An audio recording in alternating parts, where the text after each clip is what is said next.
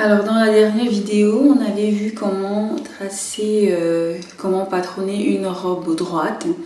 Aujourd'hui, nous allons voir comment patronner une robe avec la taille marquée. Donc pour le faire, nous allons utiliser nos gabarits de corsage avec pince, le dos et le devant. Alors tout comme avec le premier tracé, la largeur de mes feuilles correspond à mon tour de bassin plus 4 cm d'aisance à peu près. Donc aujourd'hui on va commencer par le devant. La première chose, donc on reporte notre devant sur la nouvelle feuille. Alors c'est un patron qui va être directement opérationnel, hein, si on peut dire.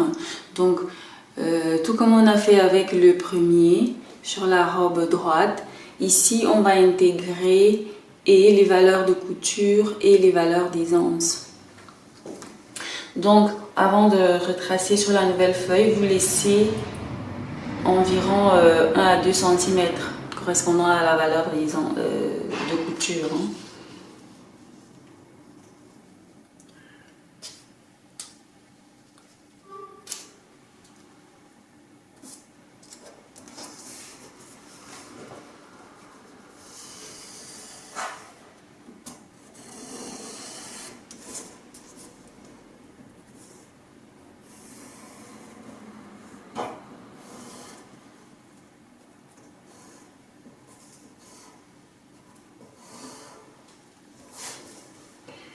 Alors on a des ombres, mais au moins le soleil est au rendez-vous. Hein. On ne va pas se plaindre.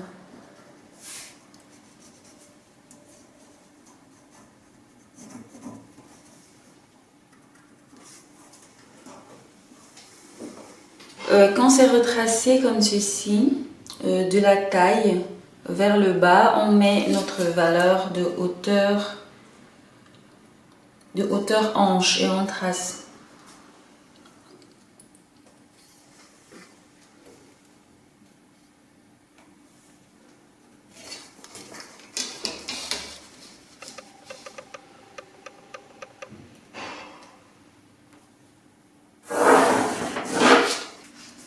Ensuite des hanches en descendant, on met la longueur totale de la robe et on trace. Chez moi ça sera pareil que l'autre, 31 cm en dessous du bassin.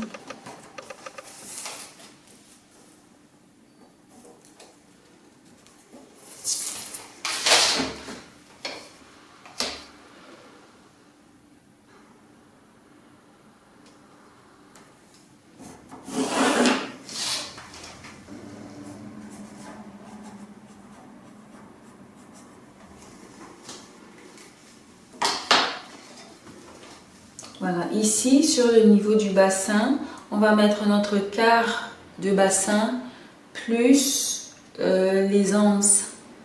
Et cette valeur, on la trace jusqu'à la ligne d'en bas, longueur en bas.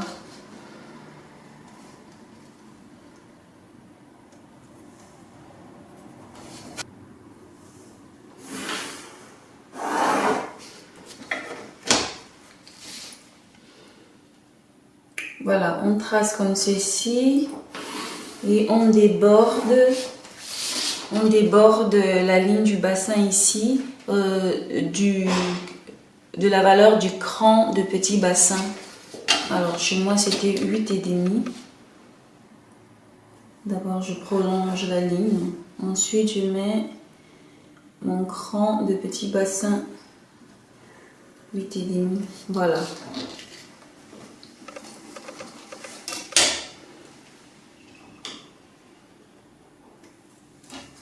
Maintenant, du cran de petit bassin ici, on trace jusqu'à la taille là.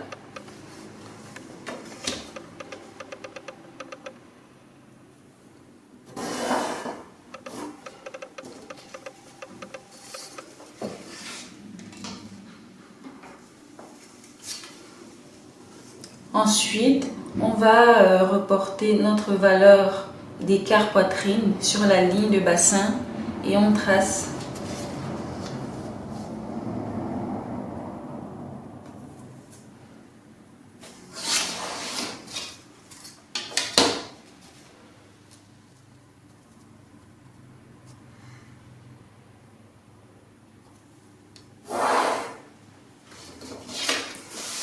La longueur de cette ligne est de 12 et demi chez moi.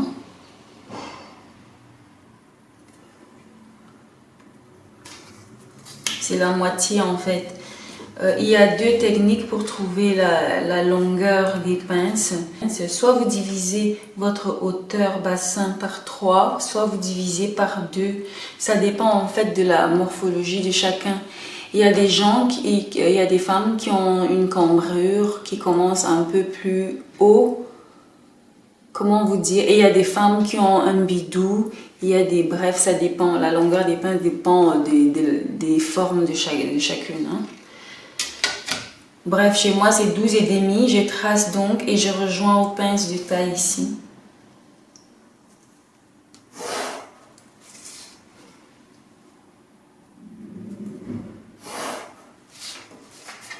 Pour la longueur de mes pinces, ce que je fais en général, c'est que pour le devant, je divise ma hauteur bassin par 2 et pour le dos, je divise la hauteur bassin par 3. Vous pouvez faire la même chose ou alors chacun peut faire à sa manière.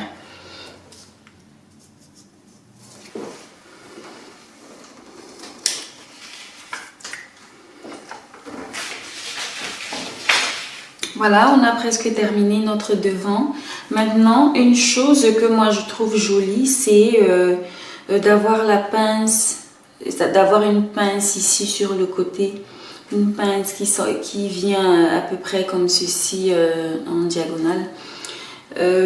Ça, c'est mon goût. Si vous voulez garder votre pince à l'épaule, vous la gardez à l'épaule.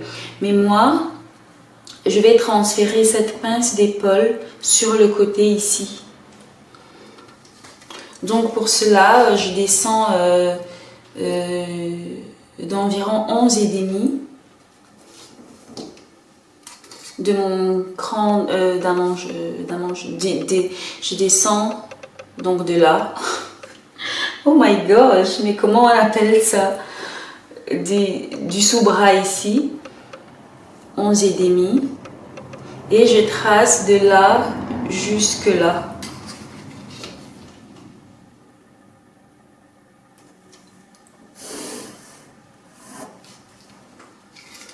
Voilà.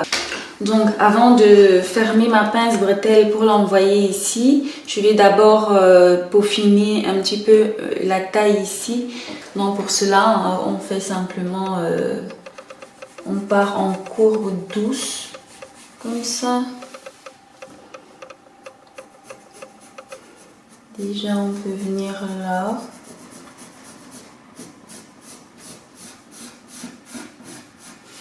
Alors moi, je creuse parce que j'ai les hanches droites. Mais si vous avez des courbes prononcées, vous allez plutôt vers l'extérieur avec vos courbes.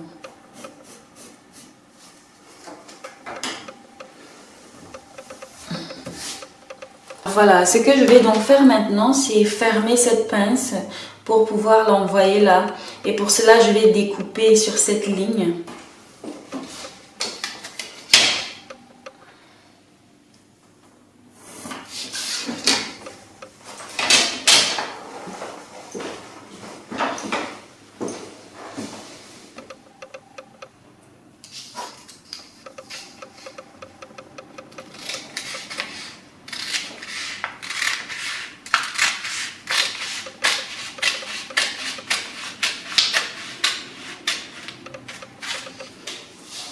On laisse environ 2 mm là. Hein.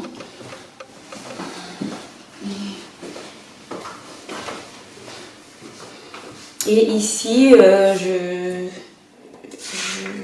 alors vous pouvez fermer comme ça, hein, moi je préfère découper.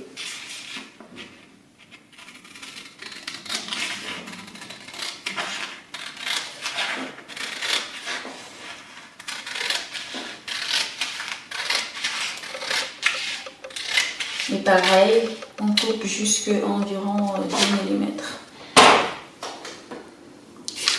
Et je ferme comme ceci, simplement en posant le premier bras sur le deuxième.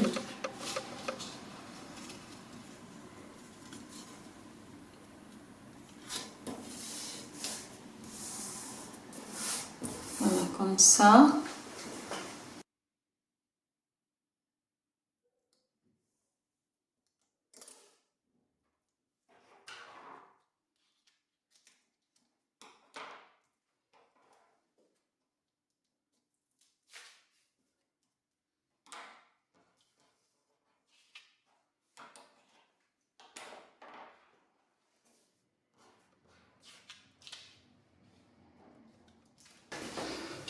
Alors là, j'ai scotché du papier en dessous pour remplir ma pince d'épaule qui s'en est donc calée sur le côté.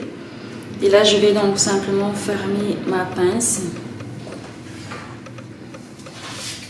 Une chose que vous pouvez faire avant de la refermer, c'est de venir trouver le milieu.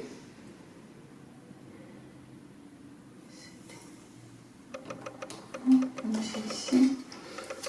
Alors, comme j'ai déjà mis du scotch, ça ne se verra peut-être pas, mais vous tracez alors une ligne centrale pour la pince comme ceci. Alors, effectivement, ça ne se voit pas parce qu'il y a déjà du scotch en dessous. Et tout comme on avait fait avec cette pince ici en bas, on est descendu du point principal de 2. Ici, vous pouvez également décaler la pince de 2. Moi, je décale de 3,5. Donc là, je mets mon marquage là.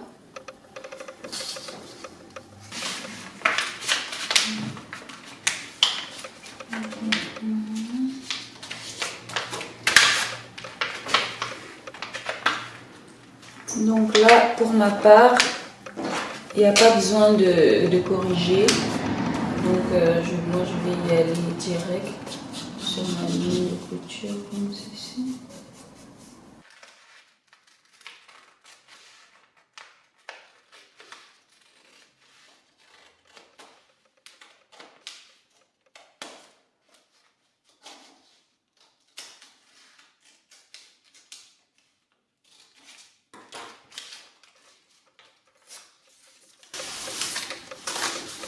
Voilà, j'ai mon capucin qui s'est formé là. Et donc maintenant, comme on a dit qu'on rendrait le patron directement opérationnel, donc on met les valeurs de couture tout autour. Sur le haut ici, j'ai mis 1 cm et sur le bas, j'ai mis 1,5.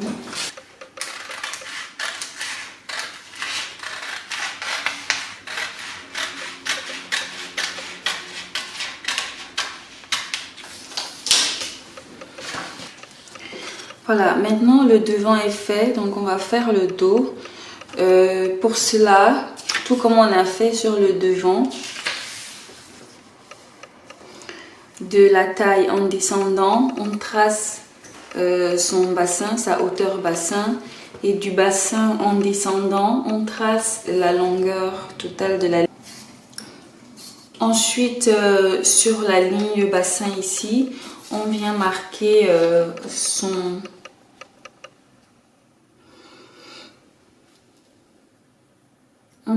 son quart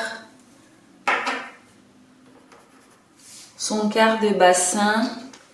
On reporte cette mesure sur la ligne du bas.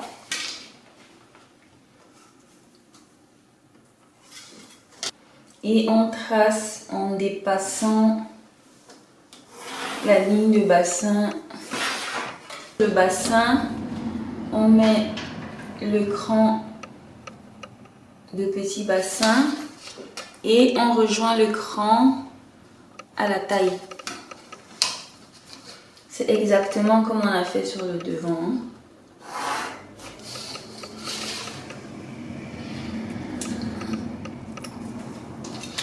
Voilà, exactement aussi comme on a fait sur le devant, on reporte notre ligne centrale de pince sur jusqu'à la ligne du bassin ici et on trace.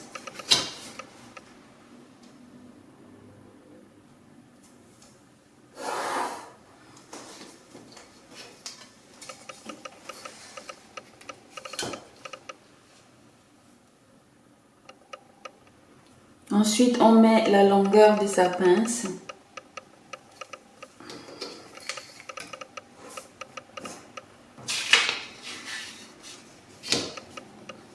Et on retrace les pinces comme ceci.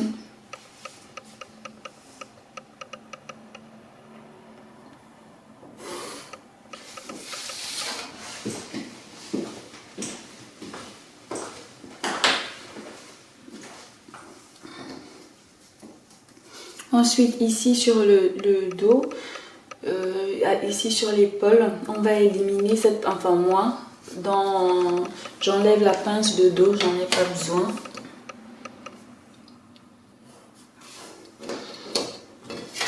Sa valeur est de 1 cm, donc ici sur la fin de l'épaule ici, j'entre de 1 cm.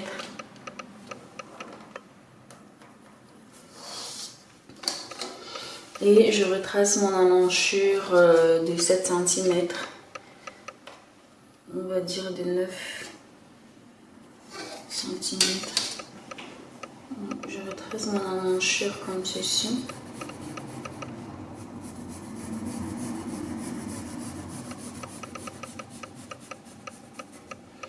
Voilà, et cette pince, elle n'existe plus.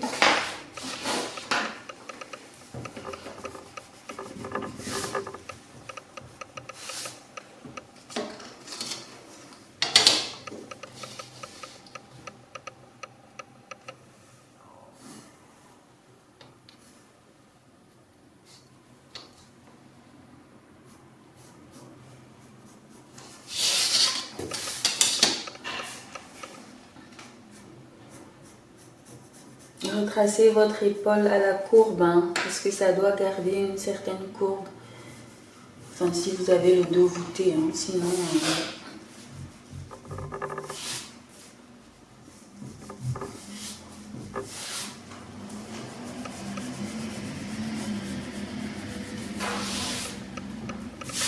Ici, on vient simplement peaufiner les courbes.